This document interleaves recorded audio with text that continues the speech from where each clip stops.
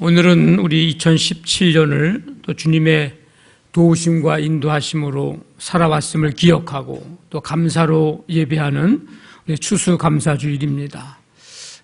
그래서 우리 추수감사절 오행시를 제가 지은 건 아니고 성도들에게 부탁을 해서 제가 받은 이 오행시를 우리 함께 한 목소리로 같이 좀 읽고 시작하겠습니다. 같이 한 목소리로 읽습니다. 시작. 추억 속에 살아 숨쉬는 그대, 수많은 아픔과 고통 속에서 내 손을 놓지 않던 그대, 감격의 순간, 고통의 순간, 그 모든 순간에 함께한 그대, 사랑하고 또 사랑합니다. 그 이름 예수 그리스도, 절 이 모습 이대로 당신께 드리기에 부족하지만 주님의 도구로 사용하소서. 아멘. 자, 두 번째입니다. 시작. 추하고 부족한 자를 이끌어 주심 감사합니다. 수없이 많은 죄를 용서하심 감사합니다. 감당 못할 무한한 사랑을 주심 감사합니다. 사망에 이를 수밖에 없는 나를 위해 십자가에 죽으심 감사합니다. 절로 나오는 기쁨을 주심 감사합니다. 아멘. 자, 한 사람 더 있습니다. 마지막으로 시작. 추수할 것 풍성한 가을 들녘, 수많은 오색 단풍과 황금벼 과일 채소들, 감사하게도 높고 맑은 하늘과 어우러짐으로 사람들의 행복한 탄성을 부르네요. 절로 탄성이 나올 수밖에 없는 하나님의 섭리로 가득한 아름다운 세상입니다. 아멘. 이 추수감사절 오행시 읽으면서 야, 저 정도는 나도 할 수 있겠다. 혹시 그런 생각이 들어가셨나요? 예, 다 하실 수 있습니다. 한번 시간 나시면 하나님의 은혜에 감사하면서 한번 여러분들도 한번 오행시를 줘보세요. 여러분의 신앙과 또 올 한 해의 삶을 정리하는 그런 시간도 될 수 있습니다. 지나온 우리의 모든 삶이 하나님의 은혜였고 또 날 위한 누군가의 기도였고 또 함께 살아온 우리 모두의 사랑이었습니다. 아멘. 자, 우리 옆에 분하고 인사합니다. 모든 것이 하나님의 은혜입니다. 네, 한 번 더 할까요? 함께 신앙생활함이 행복입니다. 네, 그렇게 믿으시죠? 네. 시편은 총 150편으로 이제 구성이 되어 있는데 이 150편을 여러분들이 관심을 갖고 보시는지는 모르겠지만 5권으로 이 안에서도 분류가 됩니다. 그래서 시편 1편의 그 맨 위에 보면은 제1권 이렇게 쓰여 있을 거예요. 그리고 42편 제2권, 73편의 제3권, 90편의 제4권, 107편 위에 제5권 이렇게 쓰여져 있을 것입니다. 5권으로 이렇게 분류가 되어 있습니다. 근데 오늘 읽은 시편 126편은 마지막 제5권에 해당되는 이제 부분인데 그 5권 안에서도 120편부터 134편까지 15편, 이 15개의 시편은 성전에 올라가는 노래라고 하는 부제가 붙어 있습니다. 성전에 올라가는 노래, 온 가족들이 이제 예루살렘 성전을 향해서 올라가면서 함께 찬양하면서 예배 드리기 위해서 올라갈 때에 가족이 또 함께 예배 드리러 가는 사람들과 함께 부르던 노래, 찬양이 바로 이 15개의 시편입니다. 오늘 이 성전에 올라가는 노래 15편 중에서 126편은 이제 7번째 해당되는 시인데 속박과 고난으로부터 구속받은 하나님의 백성들이 해방을 체험한 기쁨을 감동적으로 노래하고 있습니다. 모든 백성들은 하나님의 이 경이로운 역사에 대해서 환호를 하고 억누를 수 없는 기쁨을 이제 맛보았습니다. 이런 상황에서 시인은 하나님의 이 구원의 사역의 놀라움 그리고 그 은혜로움에 대해서 높이 찬양을 하고 있습니다. 여호와께서 시온의 포로를 돌려보내실 때에 우리는 꿈꾸는 것 같았도다. 그때에 우리 입에는 웃음이 가득하고 우리의 혀에는 찬양이 찼었도다. 그때의 나라 가운데에서 말하기를 여호와께서 그들을 위하여 큰 일을 행하셨다 하였도다.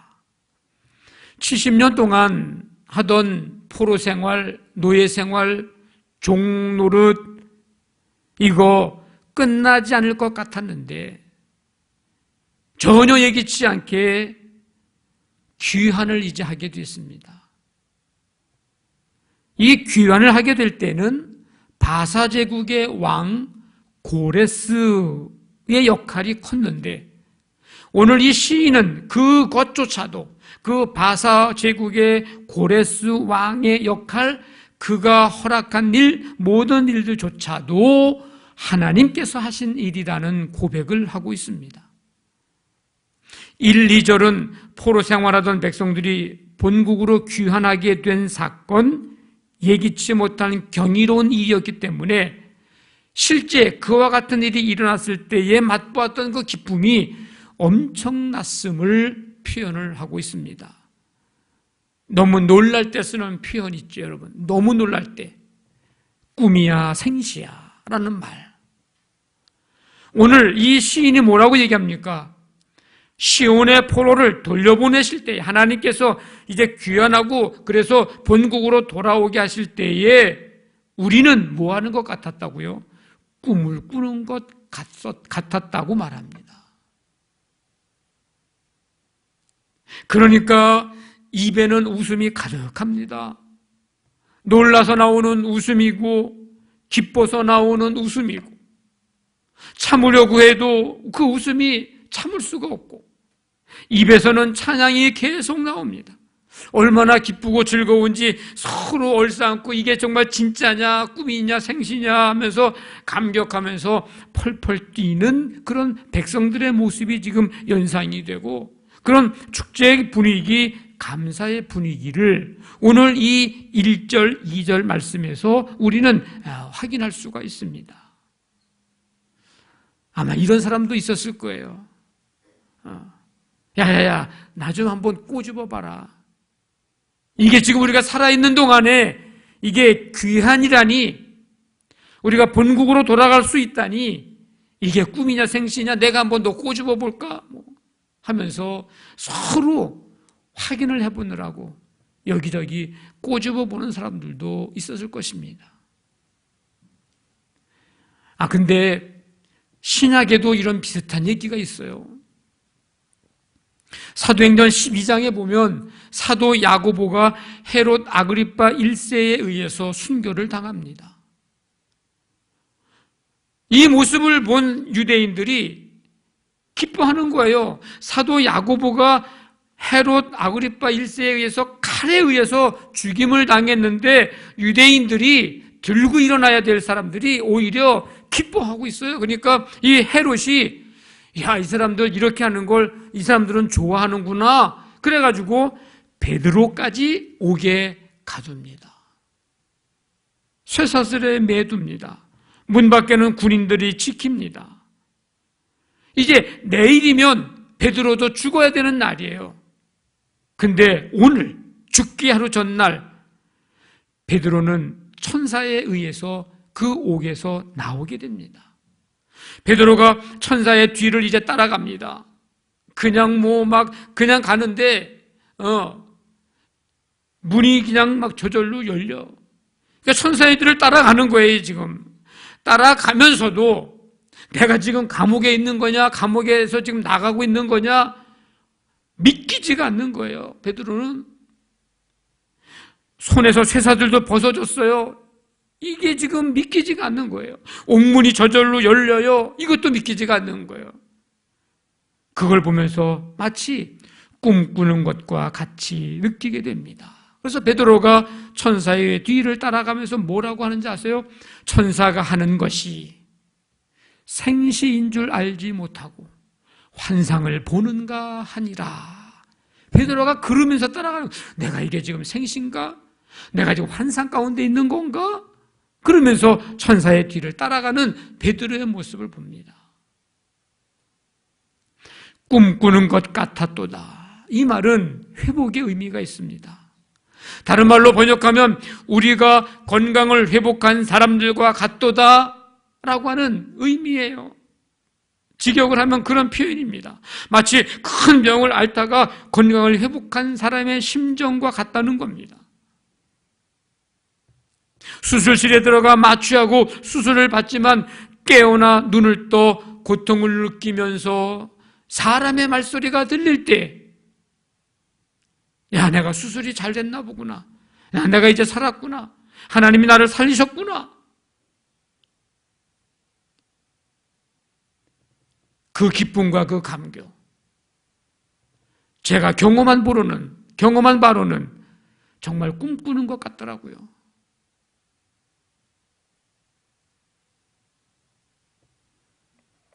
여러분, 순산하신 분들은 잘 못 느끼시지만 제왕절개 수술하신 분들은 수술하고 나서 깨어나서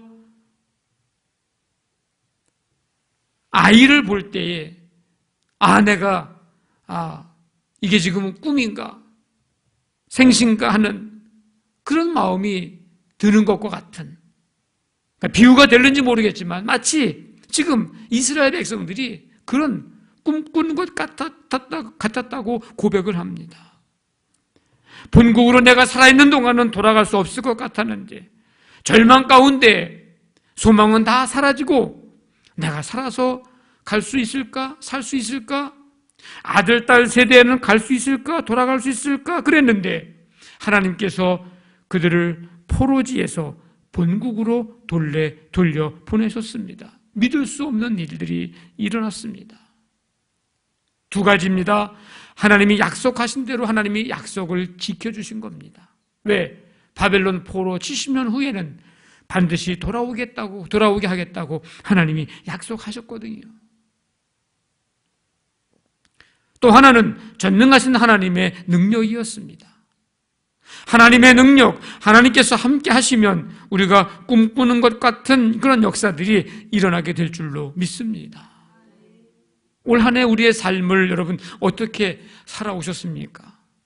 전능하신 하나님의 능력 안에서 살아온 삶, 오늘 말씀처럼 꿈꾸는 것 같았던 한 해 아니었습니까? 그래서 교회적으로 쭉 1월부터 지난 10월까지 한번 쭉 살펴봤어요.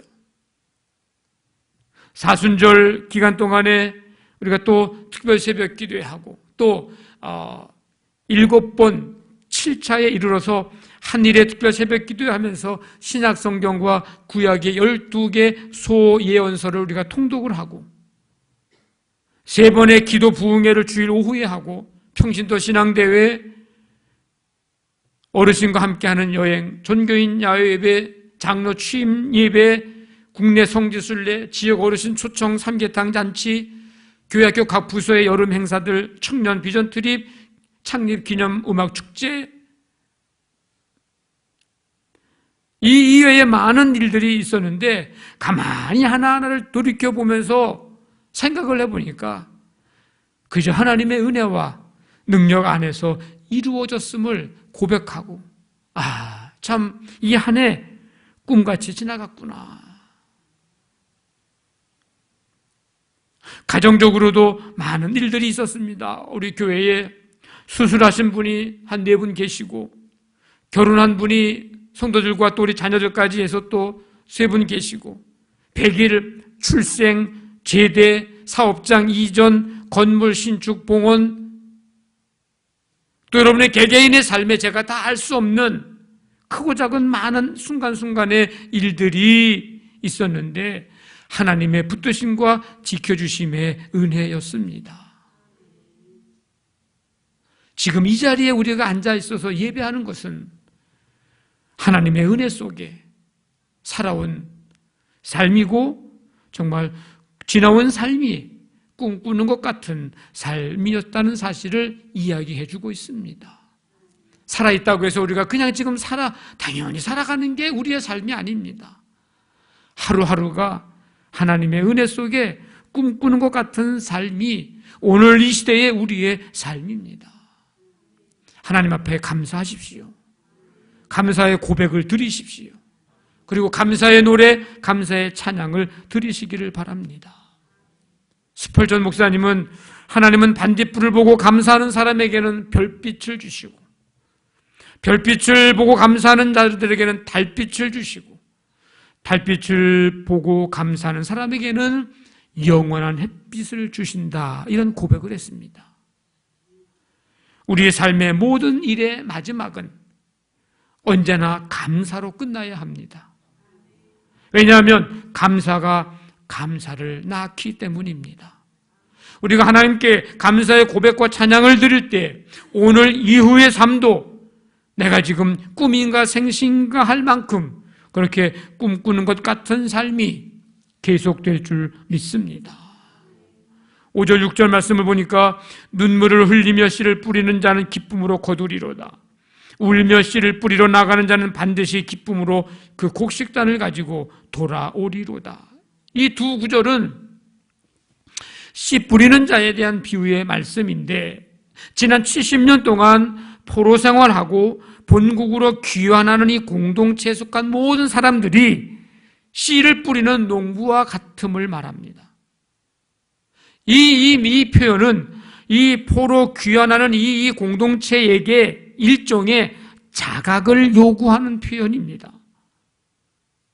포로 귀환이라고 하는 하나님께서 이루신 이 역사의 이 달콤한 열매, 생각지도 못했던 이 열매, 그것만을 이제는 따먹고 그 기쁨을 누리기만 하는 자들이 되어서는 안 되고, 이제는 포로 귀환을 하고 그 달콤한 열매를 먹고 기쁨을 누리면서 이제는 미래의 열매를 준비하는 자들이 되어야 한다.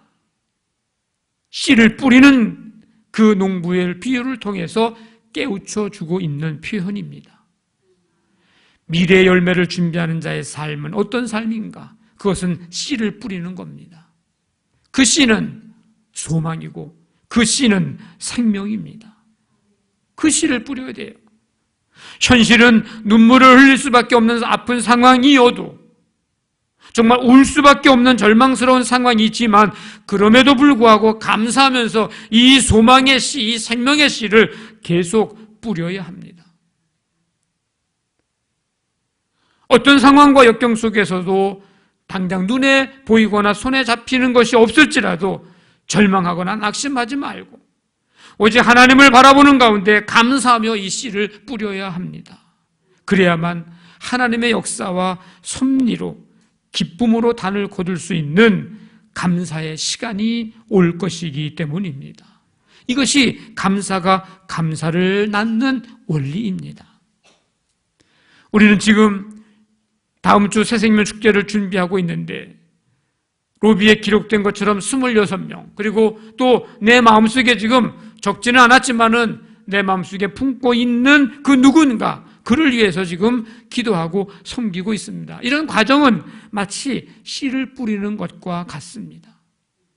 그 한 사람에게 소망의 씨를 뿌리고, 왜? 내가 그 소망을 경험했으니까. 오늘 이 포로된 사람들이 귀환을 하는 그 기쁨을 이제 누린 것처럼, 그리고 그 한 사람 한 사람에게 생명의 씨를 뿌리는 것입니다. 내 안에 영원한 생명, 예수 그리스도가 복음이 내 안에 있기에 이제는 그 생명의 씨를 한 사람 한 사람에게 뿌리는 그 과정입니다. 여러분, 씨를 뿌리러 나가는 행동은요, 글쎄 멀리서 바라보면서 그냥 어쩌다가 그 씨 뿌리는 한 사람의 행동을 보면서, 야, 참 시골 들판에 그 산이 있고 들판이 있고 그냥 그렇게 씨 뿌리는 그 모습이 참 멋있어 보일지 모르는데, 사실 씨를 뿌리러 나가는 행동은 지속적으로 반복해서 하는 단순 노동이기 때문에 그것이 때로는요, 눈물 나는 고된 일입니다. 바깥에서 볼 때는 멋있어 보이지만 정말 씨를 뿌리러 나가는 그 사람에게는 눈물 나는 고된 일입니다. 씨를 뿌리는 때는요, 고통과 근심의 시기입니다. 그러나 감사하면서 이 씨를 뿌리러 나가 뿌리면 뿌린 씨를 거둘 때에는 풍성한 수확으로 인해 기쁨을 금할 수 없을 것입니다.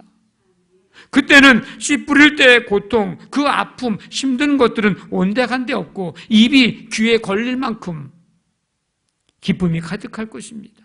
오늘 이 백성들이 정말 이게 정말 꿈이냐 생시냐 꿈꾸는 것 같았도다라고 고백하는 것처럼, 야, 정말 이 뿌린 씨앗이 이렇게 열매를 맺어서 이렇게 풍성한 결실을 거두게 되는구나, 힘든 줄 모르고 그 기쁨의 그 열매를 거두게 될 것입니다. 여러분들이 뿌린 씨는 작아 보일 거예요. 그런데 그 씨는 곡식단이 됩니다. 그 작은 것이 내가 볼 때 작은 거지만 거기에 하나님의 역사하면 그게 큰 것이 됩니다. 내가 볼 때는 그 한 사람이지만 하나님이 뭐라 그랬어요? 천하보다 귀한 한 영혼이라고 그랬습니다. 우리가 볼 때는 한 영혼이에요. 보잘것없어요. 연약해요. 때로는 연세 드신 분들은 나이가 많은 분이에요. 힘이 없는 분이에요. 그러나 우리가 볼 때는 그런 분이라 할지라도 하나님이 볼 때는 큰 사람이에요. 천하보다 귀한 한 영혼이거든요. 씨와 눈물만큼 곡식과 단을 거두는 것입니다. 기도의 씨를 뿌린 만큼, 기도의 눈물을 흘린 만큼 기쁨으로 생명의 단을 거둘 줄로 믿습니다. 섬김의 씨를 뿌린 만큼, 섬김의 눈물을 흘린 만큼 생명의 단을 거둘 줄 믿습니다. 여러분, 후회하고 반성할 수는 있지만 돌이키지 못하는 것이 4가지가 있어요. 하나가 입으로 내뱉은 말입니다. 2번째가 날아간 화살입니다. 3번째가 놓쳐버린 기회입니다. 4번째가 지나가 버린 시간입니다. 후회하고 반성은 하지만 돌이키지는 못합니다. 씨 뿌릴 수 있는 시간과 기회가 늘 있는 것은 아닙니다. 빠르게 지나갑니다. 시간이 없습니다. 지금 여러분들이 지금 이 시간을 꼭 붙들어 매고 싶은 그런 마음도 있을 텐데, 여러분, 그 누구도 붙들어 맬 수 있는 사람이 없습니다. 올해 시작한 지 엊그저께 같은데 벌써 추수감사주일 하면서 성탄절을 준비하면서 내년에 목회계획을 세워가면서 해야 하는 그런 시간이 지금 벌써 왔어요. 감사함으로 소망과 생명의 씨를 뿌려야 합니다. 때가 되면 반드시 감사하며 기쁨의 잔을 가지고 돌아오게 하실 것입니다. 감사가 감사를 낳기 때문입니다. 우리가 살아온 이 한 해의 삶이 하나님의 은혜 속에 꿈꾸는 것 같은 삶이라는 것을 우리가 고백한다면, 우리 믿음의 삶과 우리 일상생활의 모든 일들, 그것이 어떠한 경우라 할지라도 항상 마지막은 감사로 마무리를 해야 합니다. 그러면 또 다른 감사가 생깁니다. 왜? 감사가 감사를 낳기 때문입니다. 여러분, 잊지 마십시오. 꼭 기억하십시오. 감사가 감사를 낳는다. 한번 해봅시다. 감사가 감사를 낳는다. 아멘. 여러분의 삶에 감사의 열매들이 더 풍성해지는 축복이 계속해서 일어나게 되기를 주님의 이름으로 간절히 축원합니다. 아멘.